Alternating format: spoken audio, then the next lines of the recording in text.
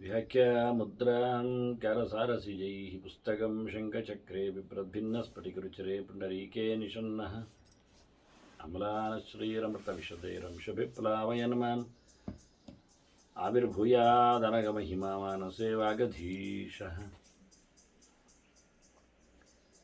नमस्ते प्राणेश प्रणतविभवाय मुनिमगाः नमस्वामिन् रामप्रियतमनमन् गुरुगुण नमस्तुभ्यं भीमप्रवरतमकृष्णेष्ट भगवन्नमः श्रीमन्मध्वप्रदिश सुदर्शन्नो जय जय श्रीगुरुभ्यो नमः। नारायणं सुरगुरुं जगदेकनाथं भक्तप्रियं सकललोकनमस्कृतं च त्रैगुण्यवर्जितमजं विभुमाद्यमीशमन्दे भुवग्नम् अमरासुरसिद्धवन्द्यं नारायणं नमस्कृत्य नरं चैव नरोत्तमं देवीं सरस्वतीं व्यासं ततो जयमुदीरये।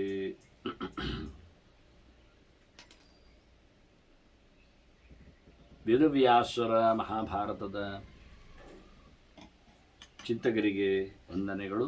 ಅನುಶಾಸನ ಪರ್ವದ 59ನೆಯ ಪ್ರವಚನ. ಶಿವನ ಚಿಂತನೆಯ ಹರವಿನಲ್ಲಿ ತಂಡಿ ಋಷಿ ಶಿವನನ್ನು ಕಂಡ ಬಗೆ,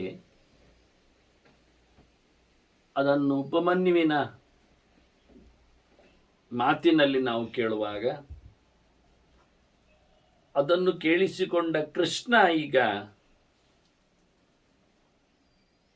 ಧರ್ಮರಾಜನಿಗೆ ತಿಳಿಸ್ತಾ ಇದ್ದಾನೆ. ತಂಡಿ ಹೇಳುತ್ತಾನೆ, ಶಿವನನ್ನು ಕಂಡಾಗ ಶಿವನಲ್ಲಿ ನಿನ್ನ ಅರಿವಿನಿಂದ ನಮಗೇನೆಲ್ಲ ಲಾಭ ಆಗಿದೆ, ಇಷ್ಟರವರೆಗೆ ನಾವು ತಿಳಿಯದೆ ಏನೆಲ್ಲ ಪರದಾಡಿದ್ದೆವು ಅನ್ನುವುದರ ಬಗ್ಗೆ ಆತನ ಗೆರೆಗಳು. ತ್ವಾಂ ವಿದಿತ್ವ ಆತ್ಮದೇಹಸ್ಥಂ ದುರ್ವಿಧಂ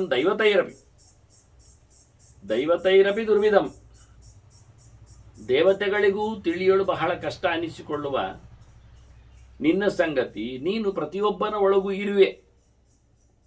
ದೇಹದ ಅಭಿಮಾನಿಯಾಗಿದ್ದದ್ದರಿಂದಲೂ ಮನಸ್ಸಿನ ಅಭಿಮಾನಿಯಾಗಿರುವುದರಿಂದಲೂ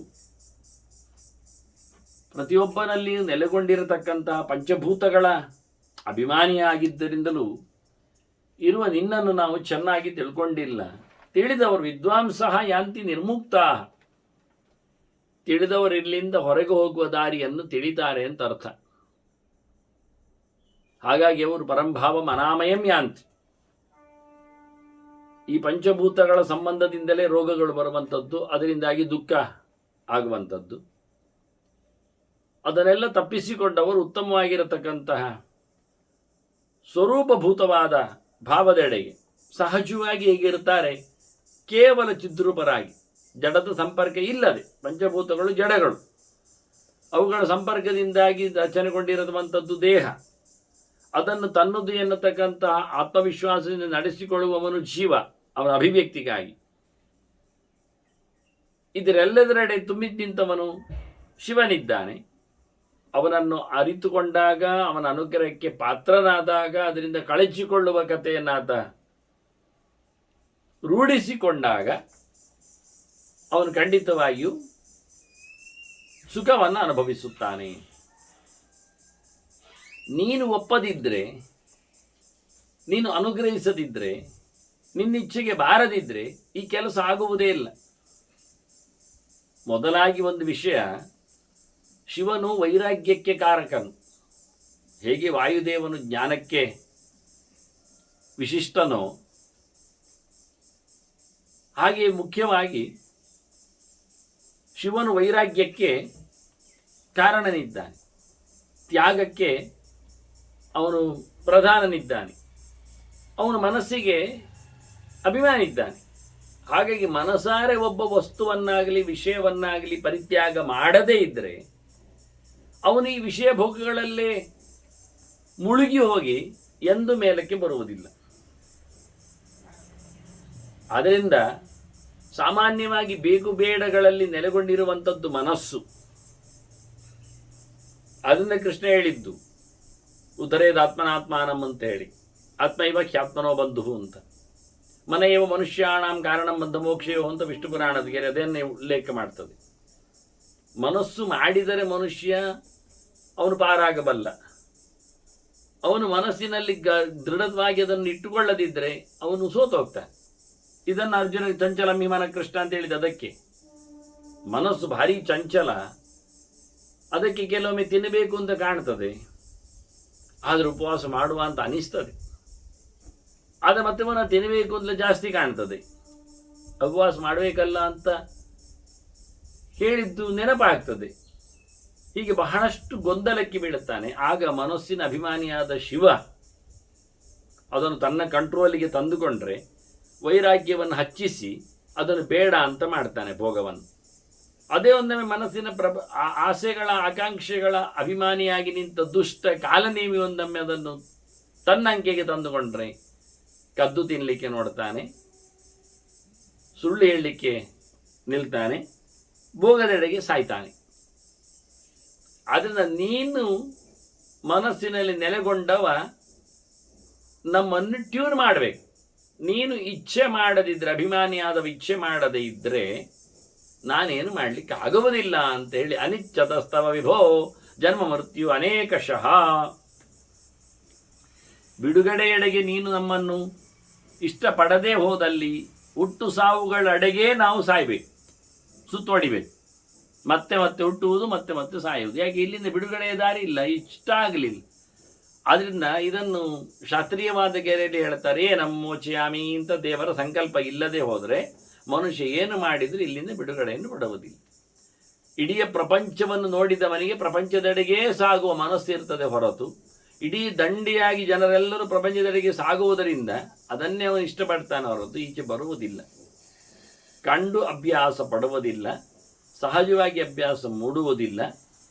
ಹಾಗಿದ್ದರೆ ದೇವರ ಅನುಗ್ರಹ ಅಲ್ಲದೇನು ನಡೆಯುವುದಿಲ್ಲ ಎನ್ನುವುದು ಅರ್ಥ ಆಗ್ತದೆ.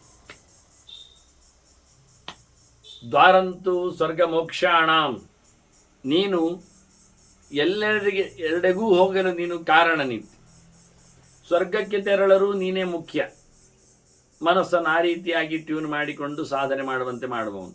ಸ್ವರ್ಗ ಬೇಕು ಅಂತಾದರೆ ಸ್ವರ್ಗ ಮುಗಿದ ನಂತರ ಮನುಷ್ಯ ಲೋಕಕ್ಕೆ ಬರಬೇಕು ಅಂತಲೇ ಅರ್ಥ. ಮನುಷ್ಯ ಲೋಕಕ್ಕೆ ಬಂದ ನಂತರ ಮತ್ತೆ ಸ್ವರ್ಗಕ್ಕೆ ಬೇಕಾಗಿರ್ತ ಕೆಲಸ ಮಾಡಿದಾಗ ನರಕವು ಮಧ್ಯದಲ್ಲಿ ಸಿಗ್ತದೆ ಅಂತಲೇ ಅರ್ಥ. ಯಾಕೆ? ಅದು ಆಗ್ತದೆ. ಆದ್ದರಿಂದ ಸ್ವರ್ಗ ಸಾಕು ಅಂತ ಅನಿಸಿಕೊಳ್ಳುವ ಮನಸ್ಸು ಕೊಡುವವನು ನೀನೆ, ಸ್ವರ್ಗ ಬೇಡ ಮೋಕ್ಷ ಬೇಕು ಅಂತ ಹೇಳಿಸಿಕೊಳ್ಳುವವನು ನೀನೆ. ಆದರೆ ಸ್ವರ್ಗ ಮೋಕ್ಷಗಳಿಗೆ ದ್ವಾರಭೂತನಾದವ ನೀನು. ಆಕ್ಷೇಪ್ತಾತ್ವಂ ದದಾಸಿಚ, ನೀನು ತಪ್ಪಿಸುವುದು ನೀನು, ಕೊಡುವುದು ನೀನು. ಬೇಕುಗಳನ್ನು ಹುಟ್ಟಿಸುವವನು ನೀನೆ, ಬೇಕುಗಳಿಗೆ ಬ್ರೇಕ್ ಹಾಕುವವನು ನೀನೆ, ಬೇಡ ಹೇಳುವವನು ನೀನೆ. ಆದ್ದರಿಂದ ಅದರಲ್ಲಿ ಬೀಳುವಂತೆ ಮಾಡ್ತಿ ಅಥವಾ ಅವರನ್ನು ಉದ್ಧರಿಸುವಂತೆ ಮಾಡ್ತಿ.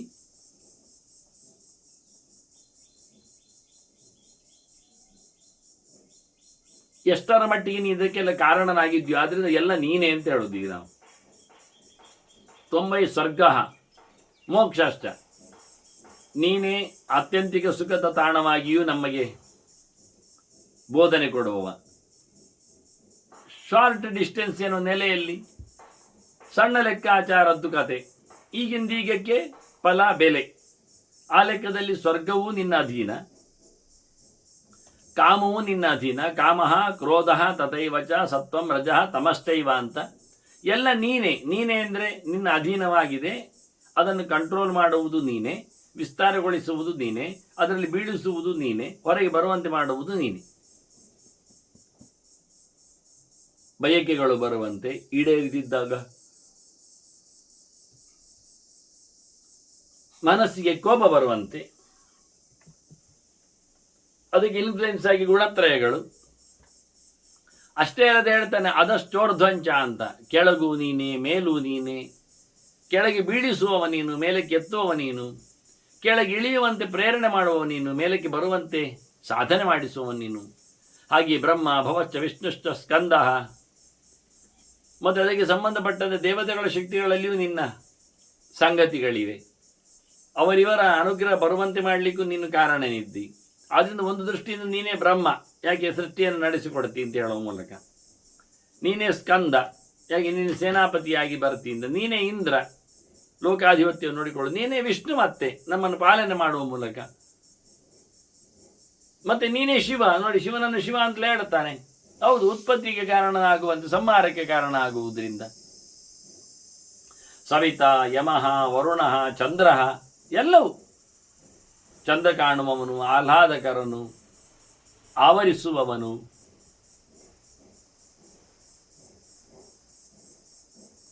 ಸೃಷ್ಟಿ ಸಂಗತಿಯು, ಹೀಗೆ ಅವರ ಅಧಿಕಾರದಲ್ಲಿನ ಹೆಸರಿನ ಅರ್ಥವನ್ನು ಮಾಡಿಕೊಳ್ಳಿಕ್ಕಾಗ್ತದೆ. ಇಲ್ಲ, ಆ ವ್ಯಕ್ತಿಗಳ ಒಳಗೆ ನಿಂತ ಕೆಲಸ ಮಾಡುವವನು ನೀನೇ ಎನ್ನುವ ಅರ್ಥವೂ ಆಗ್ತದೆ. ಹಾಗೆ ಮನು, ಧಾತೃ, ವಿಧಾತೃ, ಕುಬೇರ ಎಲ್ಲ ನಿನ್ನ ಅಂಕೆಯಲ್ಲಿದ್ದಾರೆ. ಅದರಂತೆ ನೀನು ಅವರ ರೂಪಗಳಲ್ಲಿದ್ದುಕೊಂಡು ಕೆಲಸವೂ ಮಾಡ್ತೀನಿ. ನೀನು ಅವನನ್ನು ನಿರೂಪಿಸುತ್ತಿ, ಮತ್ತೆ ಅವರೊಳಗೆ ನಿಂತು ಕೆಲಸ ಮಾಡಿಸುವವನಾಗಿರ್ತೀಯ.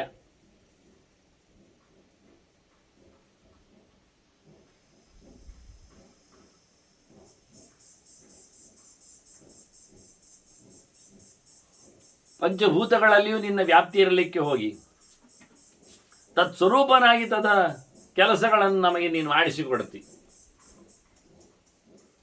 ಮಾತು, ಬುದ್ಧಿ, ಮತಿ, ಸ್ಥಿತಿ, ಕರ್ಮ, ಸತ್ಯ, ಸುಳ್ಳು ಈ ಎಲ್ಲವೂ ನಿನ್ನ ಅಂಕೆಯಲ್ಲಿದ್ದು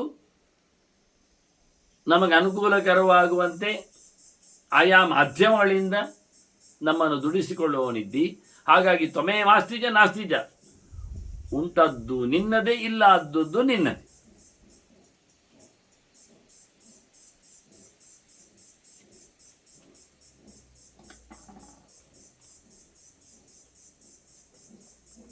ಇಂದ್ರಿಯಾಣಿ ಇಂದ್ರಿಯಾರ್ಥಾಶ್ಚ ಪ್ರಕೃತಿಭ್ಯ ಪರಂ ಧ್ರುವಂ ವಿಶ್ವಾವಿಶ್ವಪರೋ ಭಾವ ಚಿಂತ್ಯ ಅಚಿಂತ್ಯಶ್ಚ. ನೀನು ಎಲ್ಲರಿಂದಲೂ ಚಿಂತನೆಗೆ ಯೋಗ್ಯನೂ ಆಗಿದೆ ಅಂತ ಹೇಳಿ ಎಲ್ಲರಿಗೂ ಪೂರ್ವವಾಗಿ ನೀನು ತಿಳಿಯಲಾಗದೇ ಇರುವುದನ್ನು ಅಚಿಂತ್ಯನೂ ಹೌದೇ. ನೀನು ವಿಶ್ವಕ್ಕೆ ವಿಶ್ವನ ಸ್ಥಿತಿಯಲ್ಲೇ ನಿಂತವನು. ನೀನು ಅದಕ್ಕಿಂತಲೂ ಮಿಗಿಲಾದ ಸಂಗತಿಯಾಗಿ ನಿಂತಿದೆ.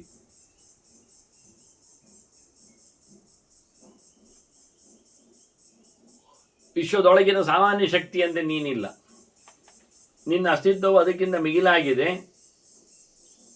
ಶಾಶ್ವತವಾದ ಉತ್ತಮವಾಗಿರತಕ್ಕ, ಎಲ್ಲಿಂದ ಪ್ರಕೃತಿಗಿಂತಲೂ ಮಿಗಿಲಾದ ಸಾಮರ್ಥ್ಯ ಇಲ್ಲ ಅಲ್ಲಿ ಉಂಟು. ಇಂದ್ರಿಯಗಳಾಗಲಿ, ಇಂದ್ರಿಯಗಳಿಗೆ ವಿಷಯಗಳಾಗಲಿ, ಶಬ್ದಸ್ಪರ್ಶ ರೂಪ ರಸಗಂಧಗಳು, ದಶ ಇಂದ್ರಿಯಗಳು, ಈವನ್ ಮನಸ್ಸು ಸಹ ಅಂತರೇಂದ್ರಿಯ, ಇದಕ್ಕೂ ಮೇಲಕ್ಕೆ ನಿನ್ನ ಸ್ಥಿತಿ.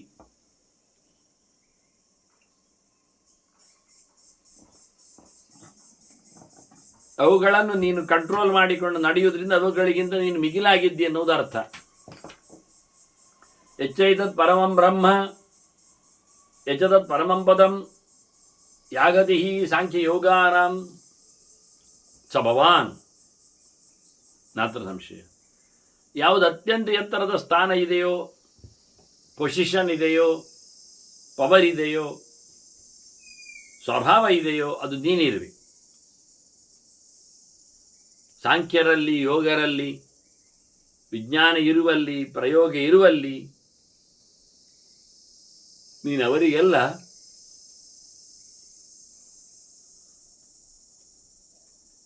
ಆದರ್ಶನಾಗಿಬೇಕು. ಅವರಲ್ಲಿ ಆ ಕಾರ್ಯಕ್ರಮಗಳನ್ನು ನಡೆಸುವಲ್ಲಿ ನೀನು ಸಮರ್ಥನಾಗಬೇಕು, ದಕ್ಷ ಮನಸ್ಕನಾಗಬೇಕು. ನೀನು ಆಗಿದೀ, ಇದರಲ್ಲಿ ಸಂಶಯ ಇಲ್ಲ. ನೂನಮಧ್ಯೆ ಕೃತಾರ್ಥಾಸ್ಮಃ ನೂನಂ ಪ್ರಾಪ್ತಾಃ ಸತಾಂ ಗತಿ. ಉತ್ತಮರ ಗತಿಯನ್ನು ಪಡೆದು ಇವತ್ತು ನಾವು ಕೃತಾರ್ಥರಾಗಿದ್ದೇವೆ. ಕೆಲಸ ಮಾಡಿಕೊಂಡವರಲ್ಲಿ ನಾವು ಸಮರ್ಥರಾಗಿದ್ದೇವೆ, ಸಾರ್ಥಕರಾಗಿದ್ದೇವೆ. ಆದರೆ ಒಂದು ನಮ್ಮಿಂದ ಏನಾಯಿತು ಕೇಳಿದರೆ, ಇಷ್ಟು ಸಮಯ ಹಾಳಾಯ್ತಲ್ಲ ಅಂತ ಬೇಸರ ಆಯಿತು. ಯಾರೆಲ್ಲ ಸಾಧಕರು ಪಡೆಯಬೇಕಾದ ತಾಣವನ್ನೆಲ್ಲ ಬಯಸ್ತಾರೆ, ಅದರ ರೂವಾರಿ ನೀನು. ತಿಳಿದವರು ಗತಿಂ ಪ್ರಾರ್ಥಯಂತೀಹ ಜ್ಞಾನ ನಿರ್ಮಲ ಬುದ್ಧಯ. ಜ್ಞಾನದಿಂದಾಗಿ ಯಾರ ಮನಸ್ಸು ನಿಜವಾಗಿ ಶುದ್ಧವಾಗಿರುತ್ತದೆಯೋ, ಅರಿವಿನಿಂದ ಯಾರು ಸಕಲವಾಗಿ ತಮ್ಮನ್ನು ಸರಿಗೊಳಿಸಿರುತ್ತಾರೆಯೋ, ಅವರು ನಿಜವಾಗಿ ನಿನ್ನ ತಾಣವನ್ನು ಪಡೆಯಲು ಇಷ್ಟಪಡುತ್ತಾರೆ. ಯಾರು ಬುದ್ಧಿವಂತರೋ ಅವರು ನೀನು ಬೇಕು ಅಂತ ಹೇಳುತ್ತಾರೆ.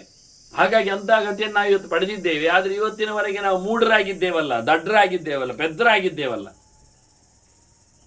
ಬಹಳ ಕಾಲದವರೆಗೆ ನಿನ್ನನ್ನು ಕೇಳಿಕೊಳ್ಳದೆ, ತಿಳುಕೊಳ್ಳದೆ, ಪಡೆದುಕೊಳ್ಳದೆ ನಮ್ಮ ಸಮಯವನ್ನು ಹಾಳು ಮಾಡಿಕೊಂಡೆವು. ಅಹೋ ಮೂಢಾಹ ಸ್ಮ ಶುಚಿರಂ ಇಮಂ ಕಾಲಂ ಅಚೇತಸ. ಇಷ್ಟು ಸಮಯ ನಾವು ತಲೆ ಕೊಡದೆ ಹಾಳು ಮಾಡಿಕೊಂಡೆವು.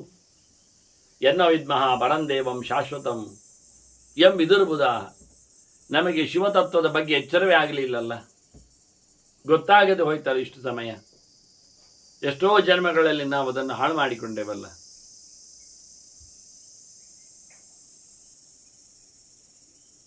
ತಿಳಿಯದೆ ಹೋಯ್ತಲ್ಲ, ಅದೇ ನಮ್ಮದು ದಡ್ಡತನ ಅಂತ.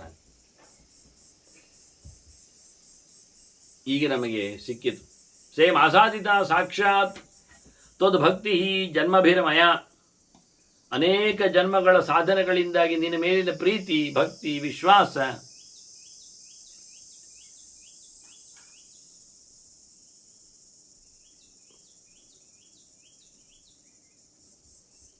ಇದೀಗ ನಮ್ಮದಾಯಿತು. ಭಕ್ತಾನುಗ್ರಹಕೃದ್ದೇವ ಎಂ ಜ್ಞಾತ್ವ ಅಮೃತಮಶ್ನುತೆ. ಇಂತಹ ಪ್ರಕಾರದಲ್ಲಿ ಎಚ್ಚರಾದವರಿಗೆ, ಪ್ರೀತಿಸಿದ್ದವರಿಗೆ, ಭಕ್ತಿ ಮಾಡಿದವರಿಗೆ ವಿಶೇಷವಾದ ಅನುಗ್ರಹ ಮಾಡುವವನು ಶಿವದೇವ. ಅವನ ನರಿತರೆ ಖಂಡಿತವಾಗಿಯೂ ಮನುಷ್ಯ ಸಾವನ್ನು ಗೆಲ್ತಾನೆ.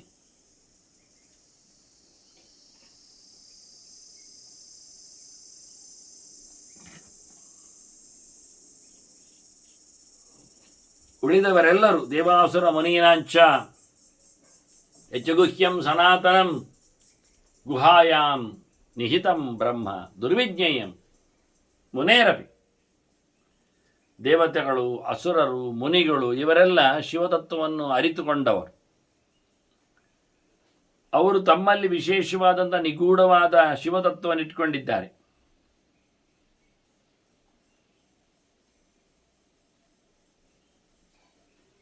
ಯಾರಿಗೂ ತಿಳಿಸುತ್ತಿರಲಿಲ್ಲ. ಅದೇ ಗುಟ್ಟು. ಕೇಳಿದವರಿಗೆ ಮಾತ್ರ. ಅದು ಎಲ್ಲಿತ್ತು? ಶಾಸ್ತ್ರದ ಗುಹೆಯಲ್ಲಿ ಅವಿತಿತ್ತು ಅದು ವಿಷಯ. ಗುಹಾಯಾಮ್ ನಿಹಿತಂ ಬ್ರಹ್ಮ. ಆ ಬೃಹತ್ ತತ್ವ ಶಾಸ್ತ್ರಗಳ ರಹಸ್ಯ ಅದು.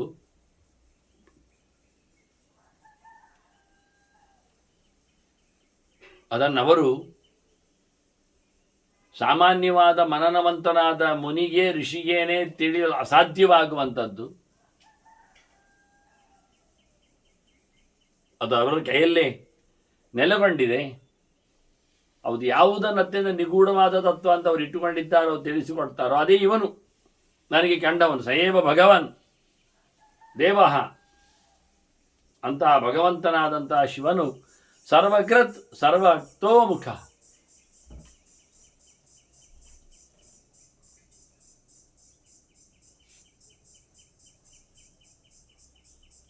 ಎಲ್ಲವನ್ನು ನಡೆಸಿಕೊಡುವವನಾಗಿದ್ದಾನೆ. ಎಲ್ಲವನ್ನು ನಡೆಸಿಕೊಡಲೋಸ್ಗ ಎಲ್ಲ ಕಡೆ ಎಲ್ಲಿ ತುಂಬ ತುಳುಕಿದ್ದಾನೆ.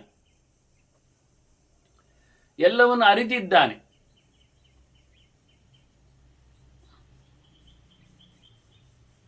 ಹಾಗಾಗಿ ಸರ್ವಾತ್ಮ, ಸರ್ವದರ್ಶೀಚ, ಸರ್ವಗಃ, ಸರ್ವವೇದಿತ.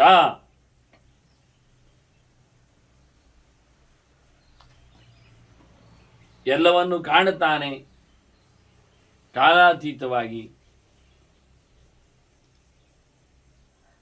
ಇದು ಪ್ರಧಾನವಾದಂತಹ ಅವನ ಕೊಡುಗೆ. ವಾಸ್ತವವಾಗಿ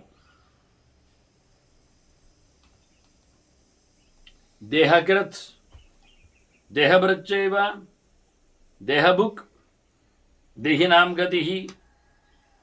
ಯಾರು ಮನುಷ್ಯ ದೇಹ ಹೊತ್ತುಕೊಂಡಿದ್ದಾನೆ ಆ ದೇಹವನ್ನು ನಿರ್ಮಾಣ ಮಾಡುವಲ್ಲಿ ಪಂಚಭೂತಗಳ ಕ್ರಿಯೆಯಲ್ಲಿ ಇವನ ಕೊಡುಗೆ ಇದೆ.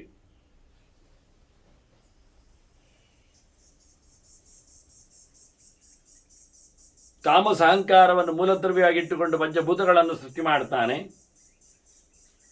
ಪಂಚಭೂತಗಳಲ್ಲಿ ಇರತಕ್ಕಂತಹ ದೇಹದಲ್ಲಿ ವ್ಯಾಪಿಸಿರತಕ್ಕಂಥ ಇಂದ್ರಿಯಗಳಲ್ಲಿ ಅದರದ್ದೇ ಆಗಿರತಕ್ಕಂಥ ಅಭಿಮಾನಿ ದೇವತೆಗಳು ಇರ್ತಾರೆ. ಅವರನ್ನು ಹೊತ್ತು ನಿಂತವನವನು.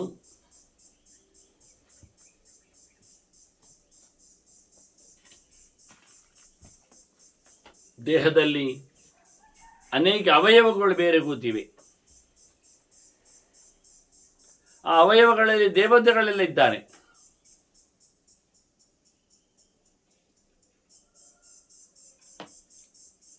ಮುಖ್ಯವಾಗಿ ಅವರಲ್ಲಿ ಇರಬೇಕಾದಂಥ ಕೆಲಸಗಳು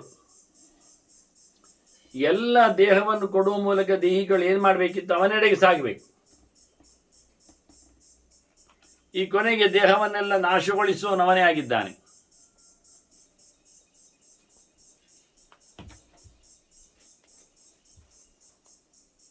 ಅದರಂತೆ ಪ್ರಾಣಕೃತ್ ಪ್ರಾಣಭೃಚ್ಚೈವ ಪ್ರಾಣದಹ ಪ್ರಾಣಿನಾಂಗತಿ, ಎಲ್ಲ ಪ್ರಾಣಿಗಳಿಗೂ ಇವನೇ ಗತಿ ಇದ್ದಾನೆ. ಪಶುಪತಿ ಆದ್ದರಿಂದ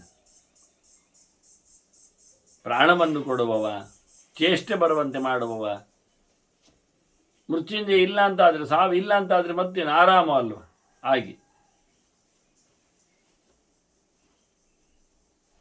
ಅದರಂತೆ ಎಲ್ಲರ ಉಸಿರನ್ನು ಎತ್ತಿ ಹಿಡಿದವನು, ಚೇಷ್ಟೆಗಳನ್ನು ಕೊಡುವವನು, ನಡೆಸುವವನು. ಅಧ್ಯಾತ್ಮಗತಿ ಇಷ್ಟಾನಾಂ ಧ್ಯಾಯಿನಾಂ ಆತ್ಮವೇದಿನ. ಯಾರು ಪರಮಾತ್ಮನ ತಿಳ್ಕೊಳ್ತಾರೆ, ಯಾರು ತಮ್ಮತನವನ್ನು ಅರ್ಥ ಮಾಡಿಕೊಳ್ತಾರೆ,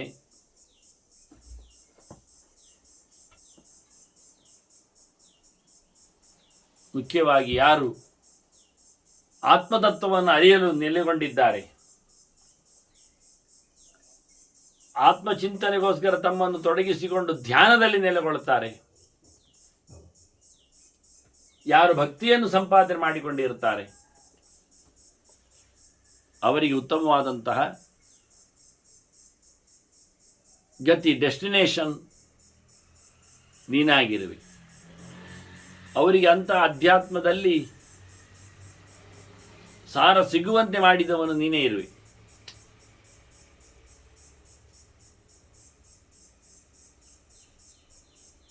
ಅಧ್ಯಾತ್ಮ ಗತಿಯೊಟ್ಟಿಗೆ ಅವನು ಅಪುನರ್ಭವ ಕಾಮಾನಾಂ ಯಾಗತಿ ಸ್ವಯಮೇಶ್ವರ, ಮತ್ತೆ ಹಿಂದೆ ಬಾರದಂತೆ ಇರತಕ್ಕಂಥ ಬಯಕೆ ಉಳ್ಳವರಿಗೂ ಮುಖ್ಯವಾದ ಗತಿಯಾದವನು ಇವನೇ ಶಿವ. ಏನುಗಳಿಂದ ಕೂತಿರಿ, ಹತ್ತಿರ ಬಂದಿರಿ ಅನ್ನುವುದರ ಮೇಲೆ ನಿಂತಿದೆ ಕಾಮನೆಗಳ ನೆಲೆಯಲ್ಲಿ. ಹಾಗಾಗಿ ಏನು ಬೇಡ, ಹುಟ್ಟಿ ಬರುವುದೇ ಬೇಡ ಅಂತ ಹೇಳಿಕೊಂಡವರಿಗೆ ನೀನು ಪ್ರಧಾನವಾದಂತಹ ವಸ್ತು. ಅಯಂಚ ಸರ್ವಭೂತಾನಾಂ ಶುಭಾಶುಭಗತಿ ಪ್ರದಹ. ಇವನೋ ಎಲ್ಲರಿಗೂ ಅವರವರ ಯೋಗ್ಯತೆಯಂತೆ ಕರ್ಮದಂತೆ ಬೇಕಾಗಿರುವಂತೆ ಅವರ ದೇಹಕ್ಕೆ ಅನುಗುಣವಾದಂತಹ ಶುಭವೋ ಅಶುಭವೋ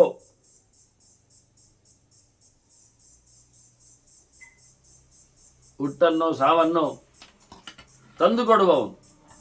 ಅಯಂಚ ಜನ್ಮ ಮರಣೇ ವಿದದ್ಯಾತ್ ಸರ್ವಜಂತುಷು. ಎಲ್ಲರಿಗೂ ಸಾವು ಹುಟ್ಟು ಎರಡು ಇವನ ಕೈಯಿಂದ. ಅಯಂ ಸಂಸಿದ್ಧಿ ಕಾಮಾನಾಂ ಯಾ ಗದಿಹಿ. ಸಿದ್ಧಿ ಬಯಸುವವರಿಗೂ ಇವನೇ ಗತಿ ಸ್ವಯಮೇಶ್ವರ. ಧ್ಯಾನಿಗಳಿಗೂ ಮತ್ತೆ ಇನ್ನೊಮ್ಮೆ ಹುಟ್ಟಿ ಬರುವುದಿಲ್ಲ ಅಂತ ಹೇಳಿಕೊಳ್ಳುವವರಿಗೂ, ಇವೇಳು ಜಗತ್ತನ್ನು ಸೃಷ್ಟಿ ಮಾಡಿದ ಕ್ರಮದ ಬಗ್ಗೆ ತಂದೆ ಹೇಳ್ತಾನೆ. ಭೂರಾದ್ಯಾನ್ನ ಸರ್ವಭುವನಾನ್ನ ಉತ್ಪಾದ್ಯ ಸದಿವೌ ಕಸಃ. ಪಂಚಭೂತಗಳನ್ನು ಸೃಷ್ಟಿ ಮಾಡಿದ ಶಿವ ಮುಂದಿನ ರಾಜಸವಾದ ಸೃಷ್ಟಿಯಲ್ಲಿ ಇಂದ್ರಿಯಗಳನ್ನು ತಂದ ಹಾಗೆ ತಾಮಸಾಂಕಾರದೊಟ್ಟಿಯಲ್ಲಿ ಮನಸ್ಸು ಬಂದಾಗ ದೇವತೆಗಳನ್ನು ಕೊಟ್ಟಿದ್ದಾನೆ, ವೈಕಾರಿಕರನ್ನು. ಅದನ್ನು ಇಲ್ಲಿ ಹೇಳುವಾಗ ಶಿವನ ಸೃಷ್ಟಿಯನ್ನು ತಿಳಿಸಿಕೊಡುವಾಗ ಭುವನಾನ್ ಸರ್ವಭವನಾನ್ ಅಂತ ಹೇಳ್ತಾ, ಭೂರಾದ್ಯಾನ್ ಅಂತ ಹೇಳ್ತಾ, ಭೂಮಿಯಿಂದ ಹಿಡಿದು ಎಲ್ಲ ಲೋಕಗಳನ್ನು ಸಹ ತಿಳಿಸಿಕೊಟ್ಟು ಅವುಗಳನ್ನು ಸೃಷ್ಟಿ ಮಾಡಿ ಅವುಗಳಲ್ಲಿ ದೇವತೆಗಳನ್ನು ತಂದಿಟ್ಟು ದಧಾತಿ ಧಾನ್ಯ ಧಾರಣ ಪೋಷಣೆಯೋ ಅಂತ ಅರ್ಥ, ನೋಡಿಕೊಳ್ಳುತ್ತಾನೆ. ಹೇಗೆ ಕೇಳಿದರೆ ದೇವಃ ತನಭಿಹಿ ಅಷ್ಟವಿಹಿ. ಶಿವನಿಗೆ 8 ದೇಹಗಳಿವೆ.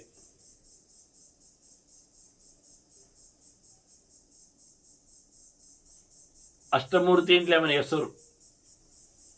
ಪಂಚಭೂತಗಳ ಜೊತೆಯಲ್ಲಿ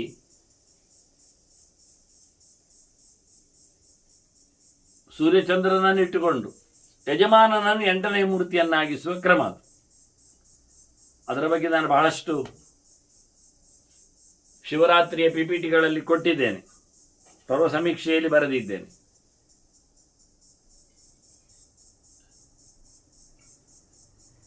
ಇನ್ನು ಅಲ್ಲದೆ ಲಕ್ಷ್ಮಿಯ ಚಿಂತನೆ ಹೇಳುವಾಗ ಮಧ್ವಾಚಾರ್ಯರ ವಿಶ್ವಸ್ಥಿತಿ ಪ್ರಳಯ ಸರ್ಗ ಮಹಾವಿಭೂತಿ ಶ್ರೀಸ್ತುತಿ, ಅದು ಬಹಳ ಹಿಂದೆ ನವರಾತ್ರಿಯ ಗಂಟುವಾಗಿ ಬಂದದ್ದು. ಆಗ ಅದರಲ್ಲಿ ಶಿವನ ತಾಂಡವದ ಬಗ್ಗೆ ಹೇಳಲು ಬಂದಾಗ ಬಹಳ ವಿಸ್ತಾರವಾಗಿ ಚಿಂತನೆಯನ್ನು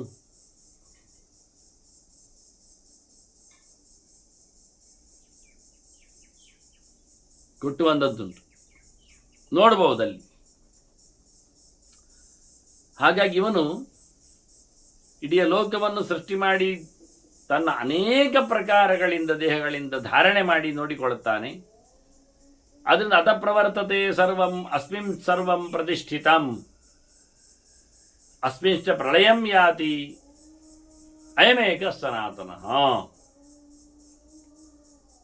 ಇದನ್ನು ಕಾಲದ ಮಿತಿಯಲ್ಲಿ ಒಟ್ಟು ಹೇಳುವುದಾದರೆ, ದೇವರಿಗೋಸ್ಕರವೇ ಸಂಬಂಧಪಡುವುದಾದರೆ ಭಗವಂತನೇ ಕಾಲಸ್ವರೂಪನಾಗಿ ಬ್ರಹ್ಮಣಿ ಬ್ರಹ್ಮರೂಪೋಸೋ ಶಿವರೂಪೇ ಶಿವಸ್ಥಿತ ಅಂತ ಹೇಳಿಕೊಂಡು ಅನ್ವಯ ಮಾಡಬಹುದು. ಇಲ್ಲ, ಎಲ್ಲೆಂದರಲ್ಲಿ ಮಾಮೂಲಿ ಪ್ರದೇಶಗಳಲ್ಲಿ ಸೃಷ್ಟಿ ಸಂಹಾರ ನಾಶಗಳು ಹೇಗಾದವು ಎಲ್ಲಾದವು.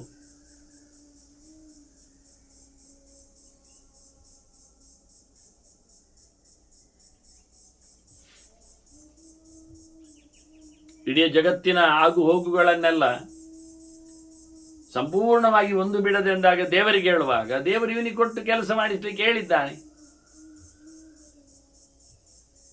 ಹಾಗಾಗಿ ದೇವರಿಗೆ ಹೇಳತಕ್ಕ ವಿಶೇಷಣಗಳು ಸರಿಸುಮಾರಾಗಿ ಕೆಲವರಿಗೆ ಅನ್ವಯ ಆಗುವಲ್ಲಿ ಕಮ್ಮಿ ಅರ್ಥದಲ್ಲಿ. ಈ ಅಗ್ನಿ ಶಬ್ದಕ್ಕೆ ಅಗ್ರಣಿ ಅಂತಲೇ ಅರ್ಥ ಆದರೆ, ಮುಂದೆ ಇರುವವ ಅಂತ ಆದರೆ ಅದು ಅಗ್ನಿ ಅನ್ನುವ ಮುಂದೆ ಇರುವುದಿಲ್ಲ, ಅವನ ಯೋಗ್ಯತೆ ಇಲ್ಲ. ಅದು ಆ ಅರ್ಥದಲ್ಲಿ ದೇವರು ಮಾತ್ರವೇ. ಆದರೆ ಏನಾದರೂ ಒಂದು ಅರ್ಥದಲ್ಲಿ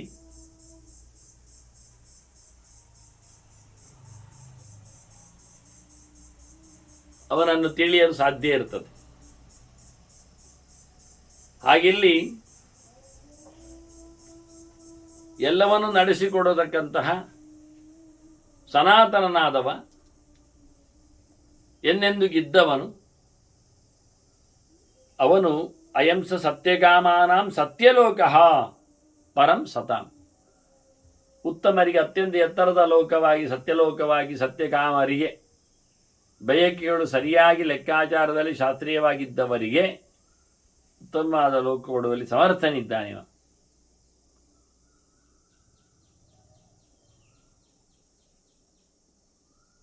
ಅಪವರ್ಗಶ್ಚ ಮುಕ್ತಾನ,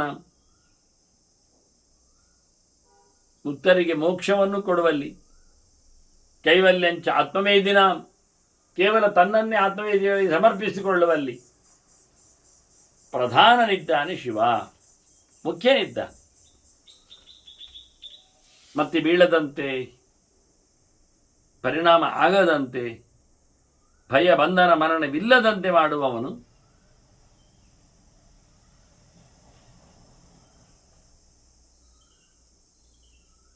ಸಾಮಾನ್ಯವಾದ ಅರಿವುಳ್ಳವರಿಗೂ ವಿಶೇಷವಾದಂತಹ ಲಭ್ಯವಾದ ವಿಷಯ. ಅಯಂ ಬ್ರಹ್ಮಾದಿಭಿಃ ಸಿದ್ಧೈಃ ಸಹಾಯಂ ಗೋಪಿತಃ ಪ್ರಭು ದೇವಾಸುರ ಮನುಷ್ಯಾಣ ಅಪರಗಾಶೋ ಭವೇದಿತಿ. ತಿಳಿದವರು ಏನು ಮಾಡ್ತಾರೆ ಅಂದರೆ ಇವನ ಬಗ್ಗೆ ಹೇಳುವುದಿಲ್ಲ ಸರಿಯಾಗಿ.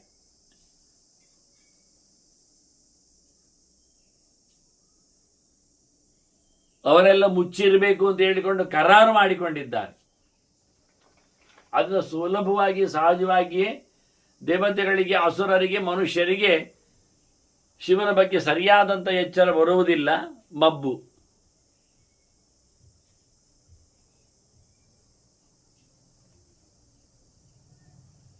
ತಂತ್ವಾಂ ದೇವಾಸುರ ನರಾಹ ತತ್ವೇನ ನ ವಿದುರ್ಭವಂ.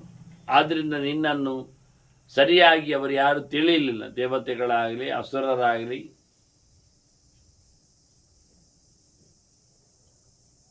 ಚೂರು ಎನ್ನುವ ಶಬ್ದವನ್ನು ಹೇಳಲಿಕ್ಕೆ ಹೇಳಲಿಲ್ಲ, ಅವನು ಸರಿಯಾಗಿ ತಿಳಿಯಲಿಲ್ಲ. ಅದನ್ನು ಮುಚ್ಚಿಟ್ಟದ್ದರಿಂದಲೇ ಮೋಹಿತ ಖಲು ಅನೇನೈವ ಹೃದಯಸ್ಥೇನ ಅಪ್ರಕಾಶಿನ. ಇವನೇ ಒಳಗಿದ್ದುಕೊಂಡು ಮೋಹ ಭರಿಸ್ತಾನೆ, ಕಾಣದಂತೆ ಮಾಡ್ತಾನೆ. ಅರ್ಥವಿಲ್ಲದ ಮುಖ್ಯವಾದ ವಸ್ತುವಿನಲ್ಲಿ ಅವನಿಗೆ ಅರ್ಥ ಆಗದಂತೆ ಮಾಡ್ತಾನವನು. ಬೆಳಕಿಗೆ ತಾರದವರೇ ಇರುವುದೇ ಅವನ ಕೆಲಸ. ಒಳಗೆ ಇದ್ದಾನೆ, ಬೆಳಕಾಗದಂತೆ ಮಾಡ್ತಾನೆ. ಹತ್ತಿರದಲ್ಲಿದ್ದರೂ ಜೀವರಿಗೆ ಎಚ್ಚರ ಆಗದಂತೆ, ಅವರಿಗೆ ಚಂಚಲವಾಗಿಯೇ ಮನಸ್ಸು ಉಳಿಯುವಂತೆ ಪ್ರೇರಣೆಗೈಯುವ ಇವನು ಮೋಹಗೊಳಿಸ್ತಾನೆ. ಏಚೈನಂ ಪ್ರತಿಬದ್ಧಂತೆ ಭಕ್ತಿಯೋಗೇನ ಭಾವಿತಾಃ ತೇಷಾಮೇವ ಆತ್ಮನ ಆತ್ಮಾನಂ ದರ್ಶಯತಿ ಏಷಃ ಮೃಚ್ಛಯ.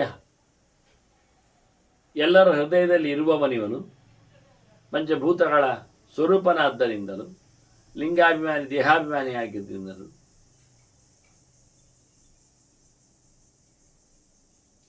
ಪೂರ್ಣ ಪ್ರಮಾಣದ ಭಕ್ತಿಯನ್ನು ಮಾಡಿದವರು ಇವನಲ್ಲಿಗೆ ಸೇರಿಕೊಳ್ತಾರೆ. ಅಂಥವರಿಗೆ ಮಾತ್ರ ತಾನು ಅವರ ಹೃದಯ ಗುಹೆಯಲ್ಲಿದ್ದವನು ತೋರಿಸಿಬಿಡ್ತಾನೆ ತನ್ನನ್ನು. ತಂಡಿಯ ಇನ್ನೂ ಕೆಲವು ಮಾತುಗಳಿವೆ. ಶಿವನನ್ನು ತಿಳಿಸುವ ಕಂಡ ಬಗೆ ಅದನ್ನು ನಾವೊಂದಿಷ್ಟು ಮುಖ್ಯವಾಗಿ ಎಷ್ಟೋ ಕಮ್ಮಿ ಆಯಿತು ಕೆಲವೊಮ್ಮೆ. ಶಿವನ 1000 ನಾಮಗಳ ಬಗ್ಗೆ ಮುಂದೆ ಬರತಕ್ಕ ಅಧ್ಯಾಯಗಳಲ್ಲಿ ಬರತಕ್ಕ ನಾಮಗಳ ಚಿಂತನೆಗಳನ್ನು ಕೆಲವು ಮಾಡ್ತಾ ಇದ್ದೆವು.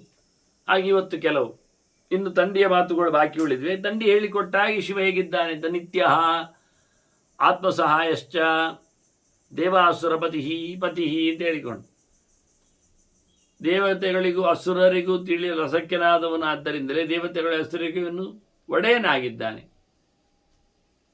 ಪಾಲಕನಿದ್ದಾನೆ. ಅದನ್ನು ಹೇಳಿ ಆಯಿತು.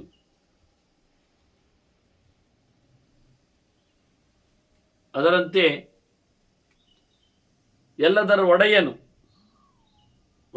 ಎಲ್ಲದರ ಒಡೆಯನು, ಯಾವಾಗಲೂ ಏಕಪ್ರಕಾರವಾಗಿ ಇರುವವನು, ಪರಮಾತ್ಮನಿಗೆ ಸಹಾಯಭೂತನಾಗಿದ್ದಾನೆ, ತನಗೆ ತಾನೇ ಸಹಾಯವನ್ನು ಮಾಡಿಕೊಳ್ಳುವವನಾಗಿಯೂ ಇದ್ದಾನೆ. ಏಕಾಂತವಾಸಿಯು ಅಂತ ಅರ್ಥ. ಯುಕ್ತಶ್ಚ ಯುಕ್ತ ಬಾಹುಶ್ಚ, ಯೋಗ್ಯವಾದ ಪ್ರಯತ್ನ ಮಾಡುವವನು, ಕರ್ಮದಲ್ಲಿ ಸಫಲನಾಗುವವನು. ಮನಸ್ಸು ಮಾತ್ರ ಭಗವಂತನಲ್ಲಿ ಹರಿಯುವುದಲ್ಲ, ಶರೀರವೂ ಸಹ ಇನ್ವಾಲ್ವ್ ಆಗಿರ್ತದೆ.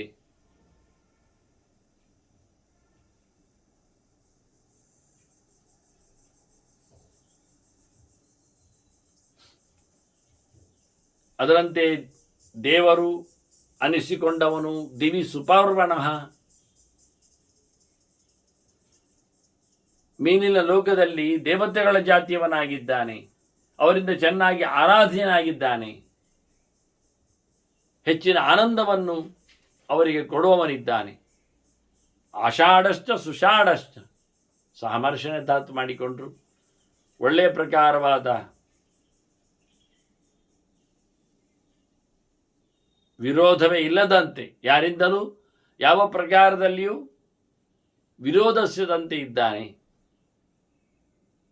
ಎಲ್ಲವನ್ನು ಸಹ ಸಹಿಸಿಕೊಳ್ಳುವವನಾಗ್ತಾನೆ. ಅಂತೆ ಇವನ 1000 ನಾಮಗಳಲ್ಲಿ ಧ್ರುವ, ಹರಿಣ, ಹರಹ, ಶಾಶ್ವತ ಮೌಲ್ಯದವನು ಎಲ್ಲರೆಡೆಗೆ ಭಕ್ತರೆಡೆಗೆ ಧಾವಿಸಿ ಬರುವವನು, ಎಲ್ಲವನ್ನು ತಂದುಕೊಡುವವನು. ಅಷ್ಟೇ ಅಲ್ಲದೆ ಸಂಬಂಧಪಟ್ಟವರ ವಿಷಯಕ್ಕಾಗಿ ಎಷ್ಟು ಬೇಕೋ ಅಷ್ಟನ್ನು ಕತ್ತರಿಸಿ ತೆಗೆಯುವವನು. ವಪುಃ ಆವರ್ತಮಾನೇಭ್ಯ, ಮತ್ತೆ ಮತ್ತೆ ಮರಳಿ ಬರುವವರಿಗೆ ಇವನು ಶರೀರದ ಅಭಿಮಾನಿಯಾಗಿ ನಿಂತಿರ್ತಾನೆ, ಶರೀರ ಬರಲಿಕ್ಕೆ ಕಾರಣನಾಗ್ತಾನೆ. ತಿರುಗಿ ಹುಟ್ಟುವವರಿಗೆ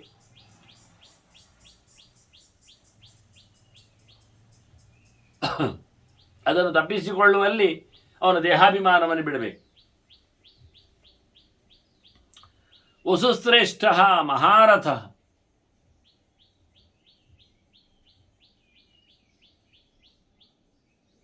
ದೊಡ್ಡ ಮಟ್ಟಿನ ಸಂಪತ್ತಿನವನು.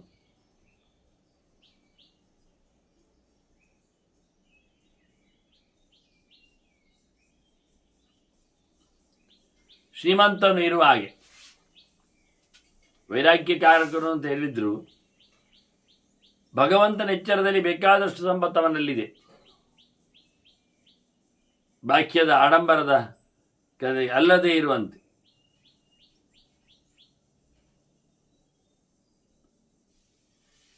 ಆದ್ದರಿಂದ ಅವನು ಮಹಾರಥ, ಅವನು ದೊಡ್ಡ ರಥ.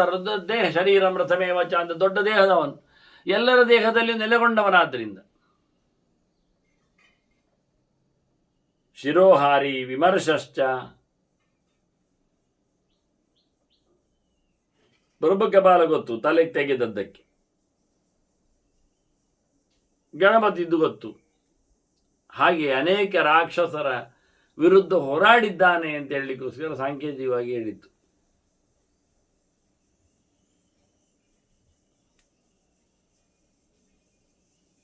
ಪ್ರತಿಯೊಂದನ್ನು ವಿಮರ್ಶೆಗೊಳ್ಳುವವನು ಮನಸ್ಸಾದ್ರಿಂದ.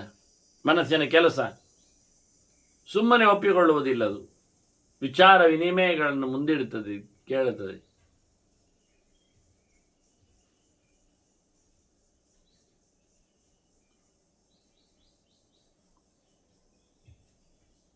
ಮನಸ್ಸು ಮನನದ ಕೇಂದ್ರ ಆದ್ರಿಂದ ವಿಷಯಗಳ ವಿಮರ್ಶೆ ಮಾಡದೆ, ಆಲೋಡನೆ ಗೈಯದೆ ಯಾವುದನ್ನು ತೀರ್ಮಾನಕ್ಕೆ ತರುವುದಿಲ್ಲ. ಅಂತ ವಿಮರ್ಶೆಗೆ ಕಾರಣನಾಗಿ ನಿಂತ ವಿಮರ್ಶಕನು ಅನ್ನುವ ನೆಲೆಯಲ್ಲಿ ನೀನೆ. ಸರ್ವ ಲಕ್ಷಣ ಲಕ್ಷಿತ. ಸರ್ವ ಅಂದರೆ ಶಿವನೇ ಅಲ್ವಾ? ಶಿವನ ಲಕ್ಷಣದಲ್ಲಿ ತುಂಬಿದ್ದಾನೆ ಅಂತ. ಹಿಂಸಕನ ಲಕ್ಷಣದಲ್ಲಿ ತುಂಬಿದ್ದಾನೆ, ಎಲ್ಲೆಡೆ ತುಂಬಿದವನ ಲಕ್ಷಣದಲ್ಲಿ ಚಿಹ್ನೆಯಲ್ಲಿ ಬಂದಿದ್ದಾನೆ. ಎಲ್ಲ ಪ್ರಕಾರಗಳ ಲಕ್ಷಣಗಳು ಅವನ ಯೋಗ್ಯವಾದದ್ದವನಲ್ಲಿ ನೆಲೆಗೊಂಡಿದೆ. ಅಕ್ಷಶ್ಚ,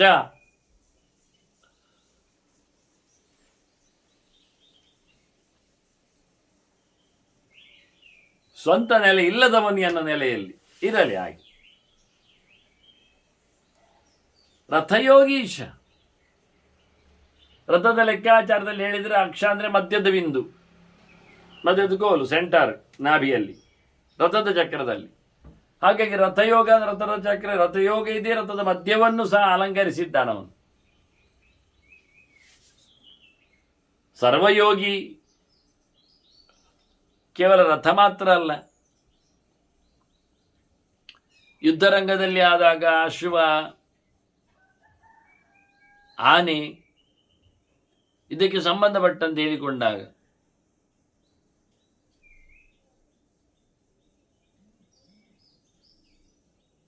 ಅಲ್ಲಿ ಮರಳು ಹೇಳಿದ್ರು, ಉಳಿದದ್ದಕ್ಕೆಲ್ಲ ಸೇರಿಸಬೇಕಾದ್ರೆ ಕೇಳಬೇಕಾಗತ್ತೆ.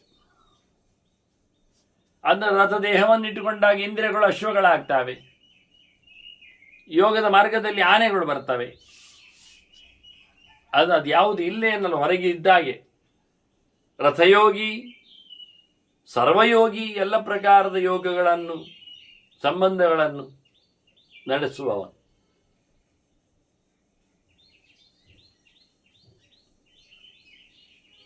ಅಂತಹ ಶಿವನು ಮಹಾಬಲ. ಮನಸ್ಸಿಗೆ ಭಾರಿ ಬೇಕಾದ ಬಲ ಇದೆ. ಸಮಾಮನಾಯ ಅಸಮಾಮನಾಯಶ್ಚ, ಚೆನ್ನಾಗಿ ಹೇಳಲ್ಪಡ್ತೀಯ, ಚೆನ್ನಾಗಿ ಹೇಳಲ್ಪಡುವುದೂ ಇಲ್ಲ. ಸಮಾಮನಾಯ, ಪರಮಾತ್ಮನನ್ನು, ಸಂಬಂಧ ಪರಮಾತ್ಮನನ್ನು ಚೆನ್ನಾಗಿ ತಿಳಿದವನು, ತಪ್ಪಿಲ್ಲದೆ. ಹಾಗೆ ಅಸಮಾಮ್ನಾಯಶ್ಚ ಅಂತ, ದೇವರನ್ನು ಕೆಲವೊಮ್ಮೆ ತಿಳಿಯದೇ ಇರುವ ಮನಸ್ಸಿನ ಅಭಿಮಾನಿ ಆದ್ದರಿಂದ ದ್ವಂದ್ವ, ಎರಡು ಪ್ರಕಾರ ಉಂಟು ಅವನಿಗೆ. ಹಾಗೆ ಇನ್ನೊಬ್ಬರಿಗೆ ತಿಳಿಸಿಕೊಡುವಾಗಲೇ ಹಾಗೆ.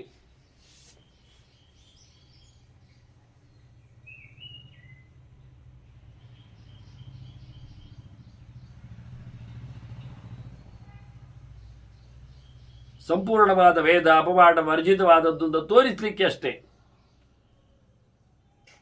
ಪೂರ ಆಗುವುದಿಲ್ಲ ಅದು, ಆದರೂ ಮಾಡ್ತಾರೆ ಅಂತ ಹೇಳಲಿಕ್ಕೆ.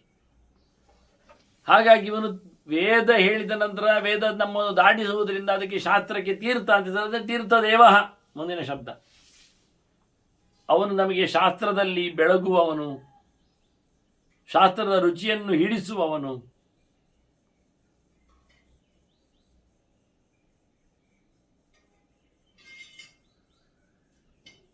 ಎಲ್ಲರನ್ನು ದಾಟಿಸುವವನಾಗಿದ್ದಾನೆ ಅಧ್ಯಯನದಿಂದ ಜ್ಞಾನದಿಂದ. ಮಹಾರಥ, ಇವನು ಪ್ರಾಣನಿಗೆ ರಥ ಇವ, ಅವನು ದೇವರಿಗೆ ರಥ ಇದ್ದಾನೆ.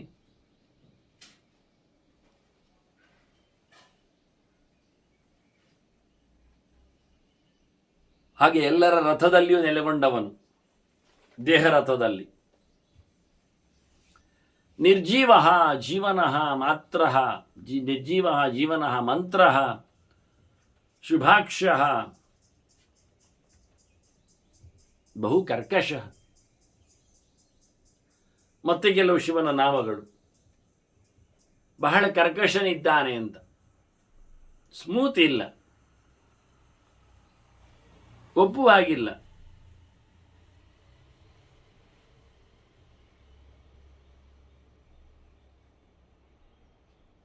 ಇದೀಗ ನಾವು ನೋಡಿಕೊಳ್ಳುವುದಾಗಿದ್ದಾಗ ಅವನ ವೇಷಭೂಷಣಗಳಿಂದಾಗಿ, ಮಾತು ಸ್ಥಾನಮಾನಗಳಿಂದಾಗಿ ಅವನ ಅತ್ಯಂತ ಸೌಮ್ಯನಾಗಿ ಕರೆಯುವುದಿಲ್ಲ. ಎರಡು ತತ್ವಗಳು ತಾನೆ, ಸೌಮ್ಯವಾಗಿ ವಿಷ್ಣು, ಔಷ್ಣ್ಯವಾಗಿ ಬಿಸಿಯಾಗಿ ಶಿವ ಅಂತ ಕ್ರಮ.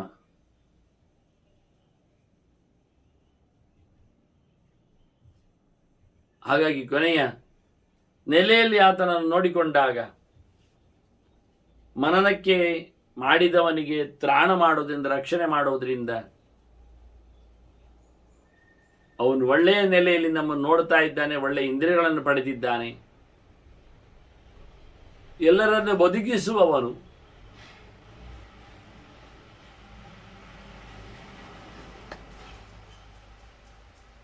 ನಿರ್ಜೀವ ಅಲ್ಲಿ ಅವನು ಸ್ಥಾಣು ಅಂತ ಅವನ ಹೆಸರು. ಜಡವಾಗಿರ್ತಾನೆ, ಕೆಲವೊಮ್ಮೆ ಜಡದಂತೆ ಇರ್ತಾನೆ, ಹಾಗಾಗಿ ಶವದಂತೆ ಇದ್ದು ಬಿಡ್ತಾನೆ. ಇನ್ನೊಬ್ಬರಿಗೆ ಅಂತಹ ಒಂದು ಸ್ಥಾನಮಾನವನ್ನು ಕಲ್ಪಿಸಿಕೊಡ್ತಾನೆ ಯೋಗದ ಮಾರ್ಗದಲ್ಲಿ. ದೇಹದ ಮರೆವು ಬರುವಂತೆ ಮಾಡಿ, ಅಭಿಮಾನ ಕಳಚುವಂತೆ ಮಾಡುವವ.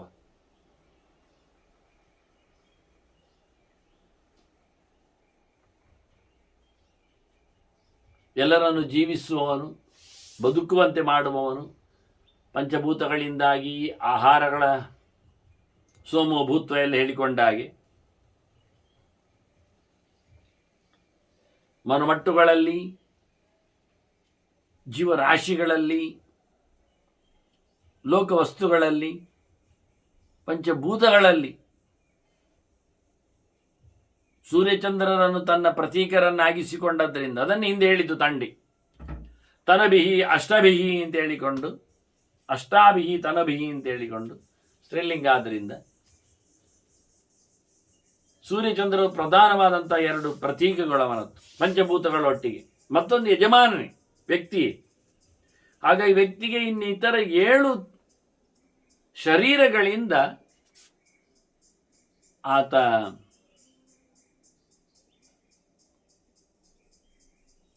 ಕೆಲಸ ಮಾಡಿಸ್ತಾನೆ.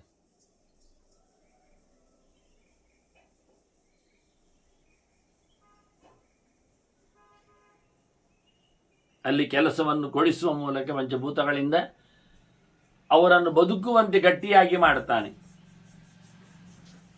ಪಂಚಭೂತಗಳ ಮೇಳನಗಳಲ್ಲಿ ಕ್ಷುತ್ಪಿಪಾಸ್ಯಗಳು ಬರ್ತವೆ, ಹಸಿವು ಬಾಯಾರಿಕೆಗಳು. ಅದಿಲ್ಲದೇ ಅವರ ತಪಸ್ಸಿನಲ್ಲಿ ಈಗಾಗಲೇ ತಂಡಿಯ ತಪಸ್ಸಿನಲ್ಲಿ, ವಿಷ್ಣುವಿನ ತಪಸ್ಸಿನಲ್ಲಿ ಅಂದರೆ ಕೃಷ್ಣನ ತಪಸ್ಸಿನಲ್ಲಿ, ಉಪಮನ್ಯುವಿನ ತಪಸ್ಸಿನಲ್ಲಿ ನಾವು ನಿರಾಹಾರವಾದ ಸ್ಟೇಜನ್ನು ನೋಡಿದ್ದೆ.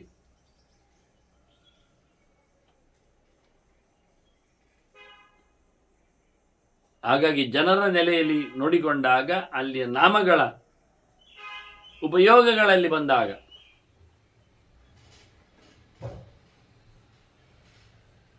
ಆತನು ಚಿಂತನೆಯ ನೆಲೆಯಲ್ಲಿ ನೆಲೆಗೊಂಡವರಿಗೆ ಎಂದೆಂದೂ ಸಹ ಶವದಂತೆ ಇರುವಂತೆ, ಅದೊಂದು ಆಸನದ ಪ್ರಾಕ್ಟೀಸ್. ಜೀವ ಇಲ್ಲದವರಂತೆ ಕಾಣಿಸಿಕೊಳ್ಳುವವನು, ಕಾಣಿಸುವಂತೆ ಮಾಡುವವನು. ಹಾಗಾಗಿ ಶುಭಾಕ್ಷಃ ಅಂತ ಹೇಳಿತ್ತು.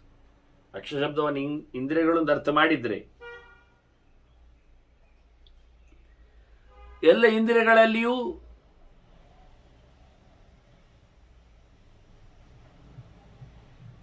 ತಪಸ್ಸಿನ ಪ್ರಭಾವವನ್ನು ತುಂಬಿಸುವ ಮೂಲಕ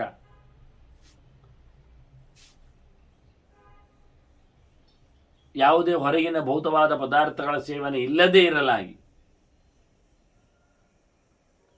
ಅದನ್ನು ಸುಖವನ್ನುಂಬ ಇಂದ್ರಿಯಗಳನ್ನಾಗಿ ಅಥವಾ ಇಂದ್ರಿಯಗಳುಳ್ಳ ದೇಹವನ್ನಾಗಿ ಮತ್ತೆ ಪುನಃ ಕೇವಲ ಸುಖವನ್ನು ಅನುಭವಿಸುವಂತೆ ಮಾಡುವ ಸುಖಭಾವಿಯಾದಂತಹ ಲೆಕ್ಕಾಚಾರದಲ್ಲಿ ತನ್ನೆಡೆಗೆ ಸಾರಲು ಬಂದ ಚಿಂತನೆಗೆ ನೆಲೆಗೊಂಡಿರತಕ್ಕಂಥ ವ್ಯಕ್ತಿಗೆ ಇದನ್ನು ತಿಳಿಸ್ತಾನೆ. ಹೀಗಾಗಿ ಇಂದ್ರಿಯಗಳು ಚೆನ್ನಾಗಿವೆ, ಅವನಿಗೆ ಅದರಲ್ಲಿ ಭೋಗಗಳಿಗೇನು ತಪ್ಪಾಗುವುದಿಲ್ಲ, ಇಲ್ಲದೆ ಹೋಗಿರ್ತದೆ. ಆದರೆ ಬಹು ಕರ್ಕಶನಿದ್ದಾನೆ ಅಂತ ಹೇಳಿ ಅದರಿಂದ ಶೈವ ಸಾಧಕರನ್ನು ನೆಲೆಗೊಂಡು ನೋಡಿದಾಗ, ಅವರು ಪಡೆದುಕೊಂಡ ಸೊತ್ತುಗಳನ್ನು ಯೋಚನೆ ಮಾಡಿದಾಗ, ಇರುವ ಜಾಗಗಳನ್ನು ಗಮನಿಸಿಕೊಂಡಾಗ ಈ ಕರ್ಕಶ ಶಬ್ದವನ್ನು ಬಹು ಕರ್ಕಶ ಅಂತ, ಸಾಧನೆಯ ನೆಲೆಗಳು ಸರಿ ಇಲ್ಲ, ವಸ್ತುಗಳು ತಪ್ಪಾಗಿವೆ, ರೀತಿಯು ಸಮಯವೂ ಹೆಚ್ಚು ಕಮ್ಮಿ ಇದೆ. ಈ ರೀತಿಯಾಗಿ ಅನೇಕ ಪ್ರಕಾರದ ವ್ಯವಸ್ಥೆಗಳು ಇವನಲ್ಲಿ ಇವೆ ಅಂತ ಹೇಳುತ್ತಾ ಇಂಥ ಕೆಲವು ಮಾತುಗಳನ್ನು ಇವತ್ತು ಅವನ ನಾಮಾವಳಿಯ ಚಿಂತನೆಯಲ್ಲಿ ಸ್ತುತಿಗಳನ್ನು ಕೇಳಿದೆವು. ಮತ್ತೆ ಸೇರಿದಾಗಲೂ ಶಿವನ ನಾಮಾವಳಿಗಳನ್ನು ನೋಡುವ ಜೊತೆಯಲ್ಲಿ ತಂಡಿಯ ಋಷಿಯ ಶಿವನಡೆ ಹೇಗಿದೆ ಎನ್ನುವ ಕೆಲವು ಮಾತುಗಳನ್ನು ಕಡೆಯದಾಗಿ ಚಿಂತನೆಗೆ ತರುವ ವಂದನೆಗಳೊಂದಿಗೆ ಶ್ರೀಕೃಷ್ಣಾರ್ಪಣಮಸ್ತು. ನಾರಾಯಣ ನಾರಾಯಣ ನಾರಾಯಣ.